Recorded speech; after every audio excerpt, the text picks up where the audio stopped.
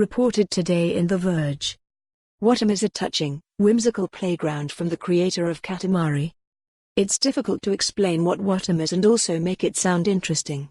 The latest release from Katamari Damacy creator Keita Takahashi, Wattam is a whimsical adventure about? Well, it's kind of hard to say.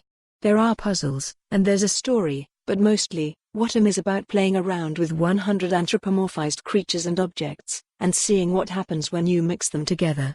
It's about letting your inner child loose and experimenting. It's playful in the extreme.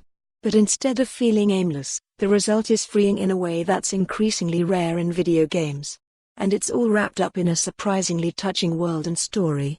It's a game about playing with virtual toys, but by the end, Wattam might make you tear up a little. Wattam takes place in a bizarro version of Earth, one that was under attack by a mysterious, evil force and ultimately turned barren. You start out as a character called the Mayor, a green cube with a hat and mustache, and, as you solve puzzles, more and more objects will return to the land. Wattam's world is divided into 4 main islands, each based on a specific season, and the ultimate goal is to bring back all 100 objects. And those objects include just about everything: a toilet, ice cream cone, or piece of sushi, each with arms, legs, a face, and a personality. The big twist in Wattam is that you can control each and every one of these characters, swapping through them at will. Some have special abilities or attributes.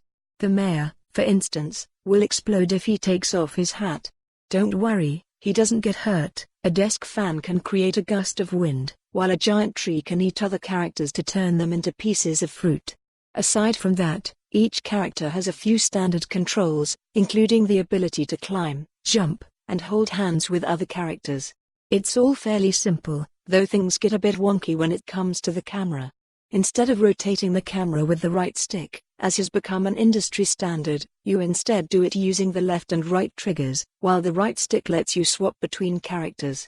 It's a clumsy system that took me some time to get used to. All of these characters and objects are cute and charming on their own, but the magic of Wattam comes from how they interact with each other. Take the trees that eat other characters and create fruit as an example. There's also a character that's a walking mouth who can eat the fruit and turn it into poop. And that poop has a surprising amount of uses, like tricking a cone into thinking it has ice cream on top of it. These kinds of interactions are then used to solve puzzles, which typically involve finding a way to satisfy a crying character. You might need to make a tree grow, for instance. For more on this story, visit the news article link.